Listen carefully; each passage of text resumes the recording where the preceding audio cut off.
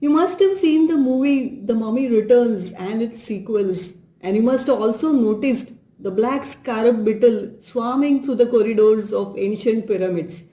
What do you think was this beetle doing at the ancient archaeological sites of pyramids? Let's find out in another mind-boggling episode of Jainila's Myth, History and Recipe.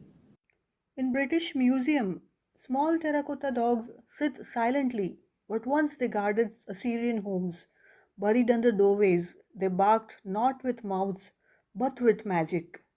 Assyrian women wore the terrifying metal head of Pazuzu, the demon king of wind, not out of fear, but to protect unborn children from Lamashu, the demoness who preyed on babies. The Sumerians believed the evil eye could be blocked with another eye, carved from stone. The Romans trusted cyclamen flowers to heal love's pain, and Roman children, they wore little bronze phalluses to protect their innocence. So long before dream catchers or rabbit feet, the ancient world was obsessed with one thing: protection from evil spirits, curses, sickness, and death. What did they trust? Amulets, talismans, and magical symbols etched in stone, metal, and bone.